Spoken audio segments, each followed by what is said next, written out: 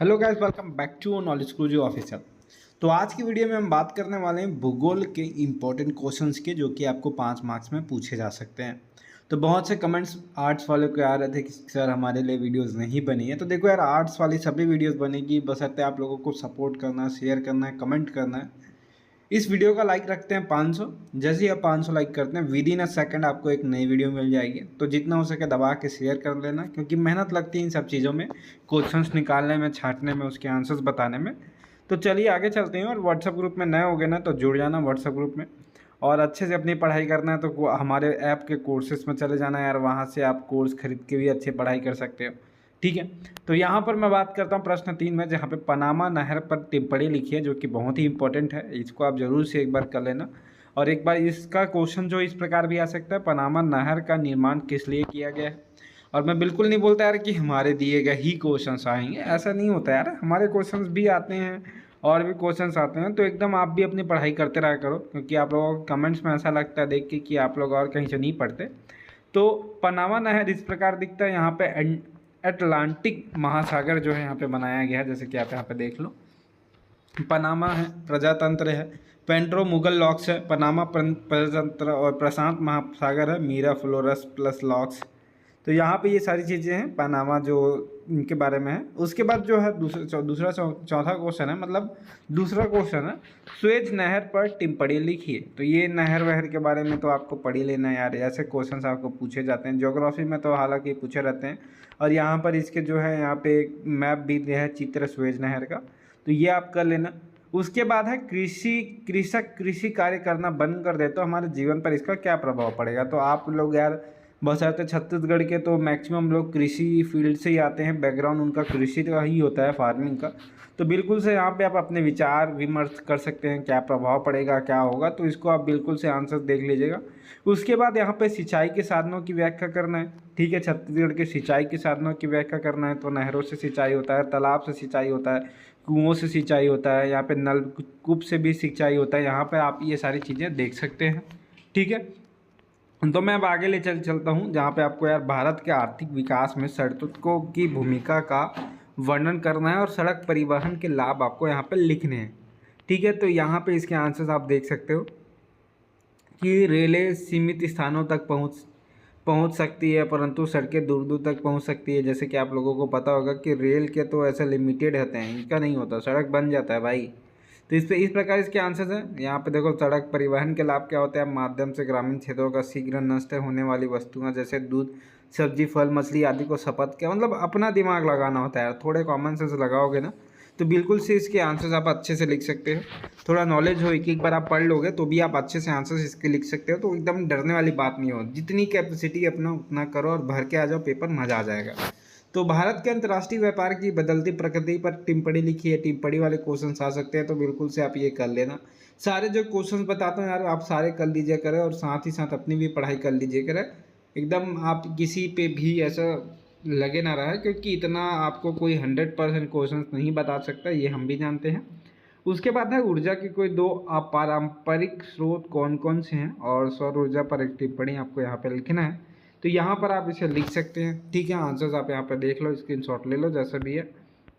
उसके बाद है राष्ट्रीय जल नीति सन 2002 की विशेषताएं बताना है आपको, कि क्या विशेषताएं थी राष्ट्रीय जल नीति का सन 2002 की विशेषताएं में। तो यहाँ पर देख सकते हो आप, पेयजल सभी मानव जातियों एवं प्राणियों को सुलभ हो, इस हेतु विशेष प्रयास करना चाहिए। तो इस प्रकार की चीज़ें हैं।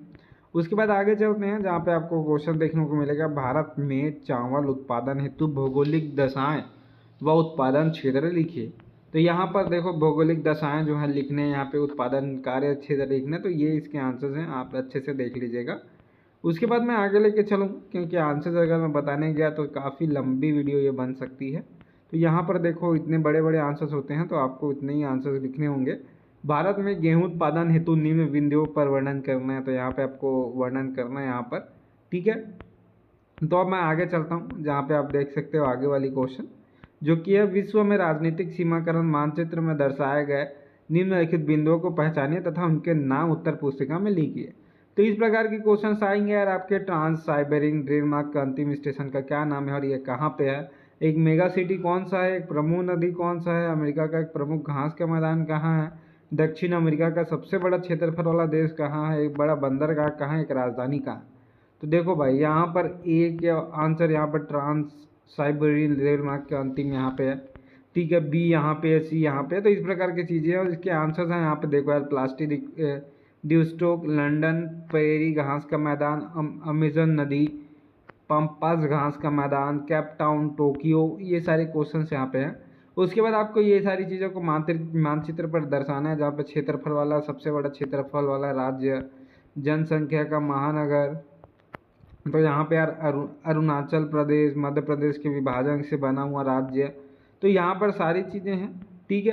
तो ये आप यहाँ पे देखो यार, यहाँ पे मानचित्र वाली चीज़ें ही बता रहा हूँ मैं, यहाँ पे अच्छे से देख लो कि ये मानचित्र आप बिल्कुल से कर लेना, कहाँ पे क्या है कैसा है, स्टॉप करके आप देख लेना। बैटरी सेविंग मोड में जाने वाला है मेरा फ़ोन। तो यहाँ पे आपको मानचित्र दिखाया गया है कि ABCD यहाँ पे इस प्रकार है। पहला आंसर है शिवनाथ नदी, तो ये शिवनाथ नदी है, ए वाला, बी वाला राजिम है, सी कोरबा है, और अगर डी देखें तो मेन पार्ट और ई देखें तो देवभोग, ठीक है। तो यहाँ पे सारी चीज़ें आपको पता चली होगी। उसके बाद यहाँ पे पूछा गया है कि भारत के राजनीतिक सीमाकार मानचित्र में निम्नलिखित का पता लगाए एवं संकेतों के साथ लेबल कीजिए। तो यहाँ पर इनके निम्नलिखित को पता लगाना और संकेतों का लेबल करना है, ठीक है। तो यहाँ पे आप देख सकते हो, यहाँ पे सारी चीज़ें आपको दिखाई दी गई है कि यहाँ पे ए है, बी है, सी यहाँ पे है, डी यहाँ पे है, ई यहाँ पे है। तो यहाँ पे इसको देख लो, इसके आंसर्स भी देख लो। गंगा नदी, छोटा नागपुर का पठार, शीतकालीन वर्षा वाला क्षेत्र, कच्छ का रण, अरावली पर्वत। तो इस प्रकार की चीज़ें यहाँ पे है। उसके बाद है भूमि निम्नीकरण को कम करने के सुझाव लिखिए। ये भी क्वेश्चन है जो कि छत्तीसगढ़ प्रश्न बैंक में आपके आए हुए हैं। तो यहाँ पर क्वेश्चन है।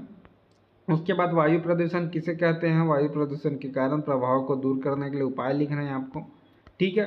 उसके बाद आगे चलते हैं यार, यहाँ पे आपको पूछा गया होगा पाइपलाइन परिवहन से क्या लाभ है और हानि है, विवेचना करना है आपको यहाँ पे। तो आप विवेचना करिएगा।